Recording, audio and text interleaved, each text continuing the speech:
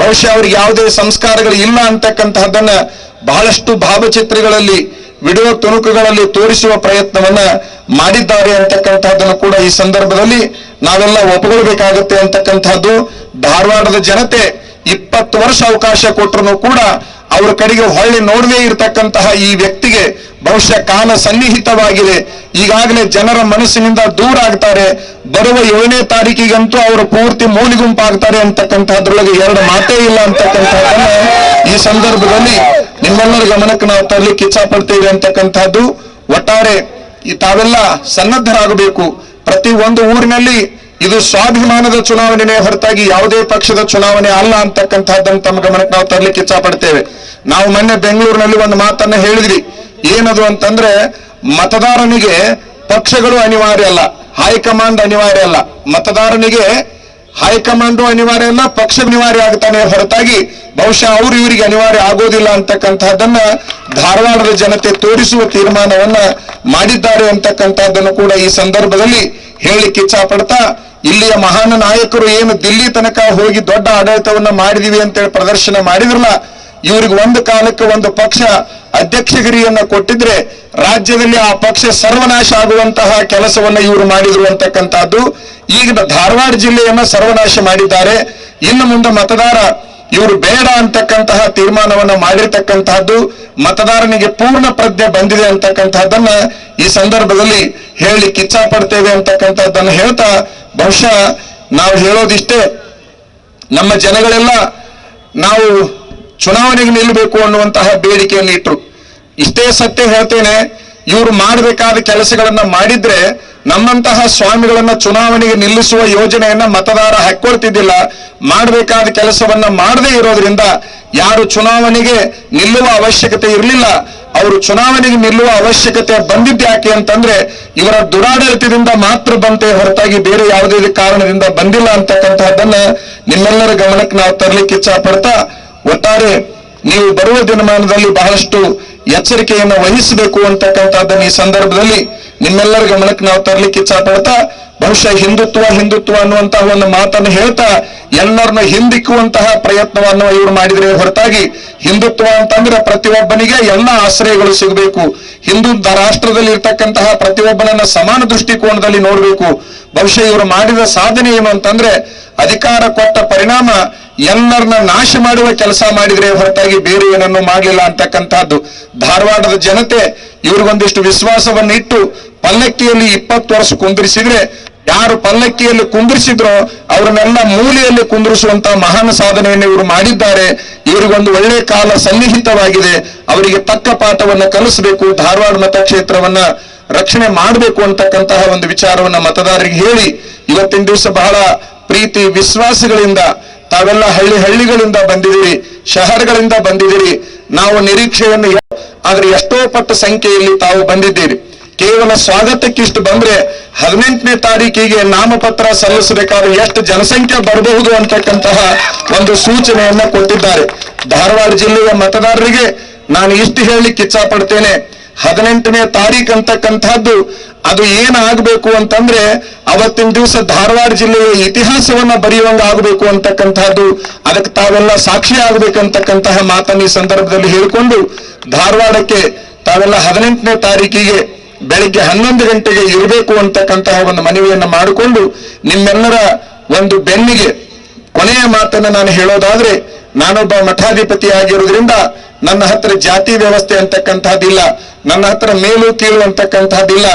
ನನ್ನ ಆದ್ಯತೆ ಮೊದಲನೆಯದಾಗಿ ಬಡವರಿಗೆ ಹೊರತಾಗಿ ಆಗರ್ಭ ಶ್ರೀಮಂತರಿಗೆ ಇರೋದಿಲ್ಲ ಅಂತಕ್ಕಂಥದ್ದನ್ನು ಈ ಸಂದರ್ಭದಲ್ಲಿ ವಿಚಾರ ಮಾಡಬೇಕು. ನಾನು ಒಂದು ಅತ್ಯಂತ ಬಡ ಕುಟುಂಬದಲ್ಲಿ ಹುಟ್ಟಿ ಬಹುದೊಡ್ಡ ಮಠಕ್ಕೆ ನಾನು ಮಠಾಧಿಪತಿ ಆಗಿದ್ರು ಕೂಡ ಬಡವರ ನೋವು ಏನು ಅಂತಕ್ಕಂಥದ್ದರ ಅರಿವು ನನಗೆ ಬಹಳಷ್ಟು ಚೆನ್ನಾಗಿದೆ ಅಂತಕ್ಕಂಥದ್ದನ್ನು ಈ ಸಂದರ್ಭದಲ್ಲಿ ಹೇಳ್ಕೊಂಡು, ಬಹುಶಃ ನಾವು ಎಷ್ಟೋ ಸಾರಿ ಯಾವ್ದಾದ್ರು ಒಂದು ಮಗುವಿಗೆ ಅಡ್ಮಿಷನ್ ಮಾಡ್ಲಿಕ್ಕೆ ಒಂದು ಪತ್ರ ಕೊಟ್ಟು ಕಳಿಸಿದ್ರೆ ಪತ್ರ ತಿರಸ್ಕಾರ ಆಗ್ತದೆ, ನಮ್ಮ ಫೋನ್ ತಿರಸ್ಕಾರ ಆಗ್ತದೆ, ಕಾಲೇಜಿನಲ್ಲಿ ಅಡ್ಮಿಷನ್ ಸಿಗೋದಿಲ್ಲ, ಹಾಸ್ಟೆಲ್ ಇದ್ದೇವೆ.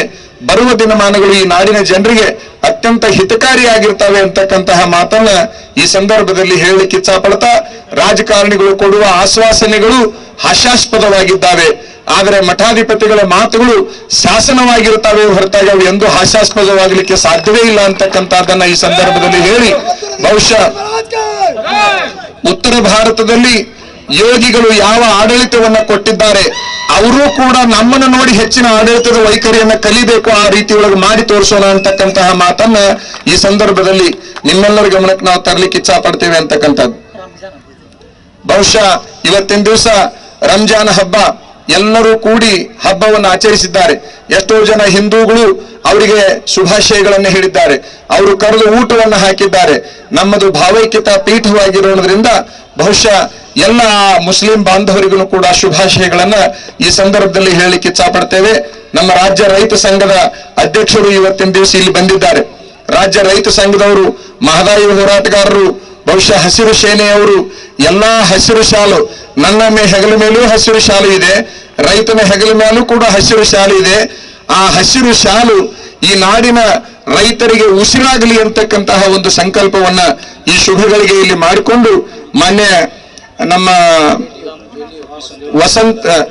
ವಾಸುದೇವ್ ಮೇಟಿ ಅವರು, ರಾಜ್ಯ ರೈತ ಸಂಘದ ಅಧ್ಯಕ್ಷರು, ಅವರು ಬಹಳ ದಿವಸಗಳ ಹಿಂದೆನೆ ಪೇಪರ್ನಲ್ಲಿ ನೋಡಿದ ಕೂಡಲೇ, ಸ್ವಾಮೀಜಿ ನಾವು ರಾಜ್ಯ ರೈತ ಸಂಘದವರು ನಿಮ್ಮನ್ನ ಬೆಂಬಲಿಸ್ತೇವೆ, ನೀವು ಚುನಾವಣೆಗೆ ಬರಬೇಕು ಅನ್ನುವಂತಹ ವಿಚಾರವನ್ನು ಇಟ್ಟರು. 10 ಸಾರಿ ನಮ್ಮ ಮಠಕ್ಕೆ ಬಂದು ಮನವಿ ಮಾಡಿಕೊಂಡಾಗ ನಾವು ಯಾವುದೇ ತೀರ್ಮಾನವನ್ನ ತೆಗೆದುಕೊಂಡಿಲ್ಲ, ತಾವು ಕಾಯಬೇಕು ಅಂತ ಒಂದು ಮಾತನ್ನ ಹೇಳಿದ್ರೆ ಅವರು ಕಾಯ್ಕೊಂತ ಬಂದಿದ್ದಾರೆ. ಬಹುಶಃ ಇವತ್ತಿನ ದಿವಸ ನಾವು ಪಕ್ಷೇತರವಾಗಿ ಚುನಾವಣೆಗೆ ಬಂದಿರತಕ್ಕಂತಹದ್ದು ರಾಜ್ಯದ ರೈತ ಸಂಘದವರಿಗೆ ಎಲ್ಲರಿಗೂ ಕೂಡ ಹಬ್ಬದಷ್ಟು ಹರ್ಷವಾಗಿದೆ ಅಂತಕ್ಕಂಥದ್ದನ್ನು ಈ ಸಂದರ್ಭದಲ್ಲಿ ಹೇಳ್ತಾ, ಏನು ರಾಜ್ಯದ ರೈತ ಸಂಘವನ್ನ ಕಟ್ಟಿರ್ತಕ್ಕಂಥ ನಂಜುನ್ ಸ್ವಾಮಿಯವರು ಇರ್ಬೋದು, ನಮ್ಮ ಬೆಳಗಾವದ ಬಾಬಾಗೌಡರು ಇರ್ಬೋದು, ಅವರೆಲ್ಲ ಕನಸುಗಳು ಬರುವ ದಿನಮಾನದಲ್ಲಿ ಯಾವುದೇ ಪರಿಸ್ಥಿತಿಯೊಳಗೆ ಮರಳಿ ನನಸಾಗುತ್ತವೆ ಅಂತಕ್ಕಂತಹ ಒಂದು ವಿಚಾರವನ್ನು ಈ ಸಂದರ್ಭದಲ್ಲಿ ಹೇಳಿಕೊಂಡು, ತಾವೆಲ್ಲ ಬಹುಭಾಗಗಳಿಂದ ಆಗಮಿಸಿದ್ದೀರಿ, ಬಹಳಷ್ಟು ಪ್ರೇಮ ವಿಶ್ವಾಸಗಳನ್ನ ತೋರಿದ್ದೀರಿ. ನಿಮಗೆ ನಾನು ಇಷ್ಟೇ ಹೇಳಲಿಕ್ಕೆ ಇಚ್ಛಾ ಪಡ್ತೀನಿ, ಇವತ್ತಿನ ದಿವಸ ನೀವೇನು ಪ್ರೇಮ ವಿಶ್ವಾಸಗಳಿಂದ ಬಂದಿದ್ದೀರಿ, 18ನೇ ತಾರೀಕಿಗೆ ಧಾರವಾಡಕ್ಕೆ ಎಲ್ಲಿಗೆ ಬರಬೇಕು, ಹೇಗೆ ಬರಬೇಕು, ಏನ್ ಬರಬೇಕು ಅನ್ನುವಂತ ಸೂಚನೆಯನ್ನ ನಮ್ಮೆಲ್ಲ ಜನಗಳು ಕೊಡ್ತಾರೆ. ತಾವೆಲ್ಲರೂ ಅವತ್ತಿನ ದಿವಸ ಬರಬೇಕು, ಬಹುಸಂಖ್ಯೆಯಲ್ಲಿ ಬಂದು ನಾಮಪತ್ರವನ್ನ ಸಲ್ಲಿಕೆ ಮಾಡುವಂತಹದ್ದಾಗಬೇಕು. ನಾವು ಒಟ್ಟಾರೆ ಹೆಚ್ಚು ಮಾತುಗಳನ್ನ ಆಡೋದು ಬೇಡ, ಹೆಚ್ಚು ಕೆಲಸವನ್ನ ಮಾಡುವ ಸಂಕಲ್ಪವನ್ನ ತೋರಿಸೋಣ. ಇದು ಯಾವುದೇ ಪರಿಸ್ಥಿತಿ ಒಳಗೆ ಇದು ನನ್ನ ಚುನಾವಣೆ ಅಲ್ಲ, ಮತದಾರನ ಸ್ವಾಭಿಮಾನದ ಚುನಾವಣೆ, ಇದು ಧರ್ಮಯುದ್ಧ ಅಂತಕ್ಕಂತಹ ಒಂದು ಹೆಸರನ್ನ ಇದಕ್ಕೆ ನಾವು ಇಡ್ಲಿಕ್ಕೆ ಇಚ್ಛಾ ಪಡ್ತೇವೆ. ಇದು ಧರ್ಮಯುದ್ಧ ಮತ್ತು ಸ್ವಾಭಿಮಾನದ ಚುನಾವಣೆ ಆಗಿದೆ. ಆ ಸ್ವಾಭಿಮಾನವನ್ನು ತಾವು ಪ್ರದರ್ಶನ ಮಾಡಲೇಬೇಕು ಅನ್ನುವಂತಹ ಮಾತನ್ನು ಈ ಸಂದರ್ಭದಲ್ಲಿ ಹೇಳ್ತೇವೆ. ಕುಂದಗೋಳ ತಾಲೂಕಿನಿಂದ 150 ಗಾಡಿಗಳು 18ನೇ ತಾರೀಕಿಗೆ, ಕುಂದಗೋಳ ತಾಲೂಕಿನಿಂದ 150 ಗಾಡಿಗಳು ಆ ಧಾರವಾಡಕ್ಕೆ ಬರ್ತಾವೆ ಅನ್ನುವಂತಹ ಸೂಚನೆಯನ್ನ ಕುಂದಗೋಳದ ದೇವಣ್ಣ ಇಚ್ಚಂಗಿ ಅವರು ಸೂಚನೆಯಾಗಿ ಕೊಟ್ಟಿದ್ದಾರೆ. ಬಹುಶಃ ಊರೂರಿಗೆ 10 ಗಾಡಿಗಳನ್ನ ತರುವಂತಹ ಪ್ರಯತ್ನವನ್ನ ತಾವು ಮಾಡಬೇಕು. ಬಹುಶಃ ಹಣದ ಬಲವನ್ನ, ಅಧಿಕಾರದ ಬಲವನ್ನ ಸ್ವಾಭಿಮಾನದ ತಾಕತ್ತಿನಿಂದ ಹಿಮ್ಮೆಟ್ಟಿಸಬೇಕು ಅಂತಕ್ಕಂತಹ ಒಂದು ಮಾತನ್ನು ಈ ಸಂದರ್ಭದಲ್ಲಿ ಹೇಳಿ ಎಲ್ಲರಿಗೂ ಅಭಿನಂದನೆಗಳನ್ನ ಸಲ್ಲಿಸ್ತಾ, ಕರ್ತೃ ಪಕೀರೇಶ್ವರನ ಗುರುಸಿದ್ದೇಶ್ವರನ ಆಶೀರ್ವಾದ ನಿಮಗೆಲ್ಲ ಇರ್ಲಿ ಅನ್ನುವಂತಹ ಮಾತಿನೊಂದಿಗೆ ನಮ್ಮ ಮಾತುಗಳನ್ನ ಮುಗಿಸ್ತೇವೆ.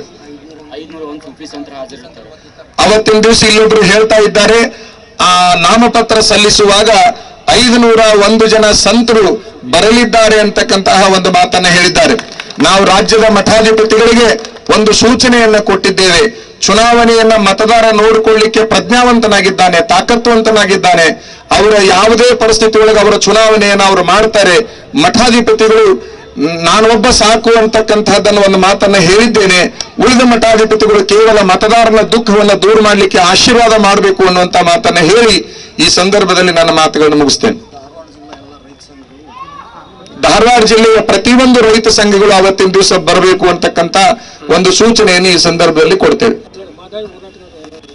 ಮಹದಾಯಿ ಹೋರಾಟಗಾರರು, ಒಟ್ಟಾರೆ ಧಾರವಾಡ ಜಿಲ್ಲೆಯ ಪ್ರಜ್ಞಾವಂತ ಮತದಾರರು ಕೂಡಿ ಬರಬೇಕು ಅನ್ನುವಂತ ಮಾತನ್ನು ಹೇಳ್ತೇನೆ.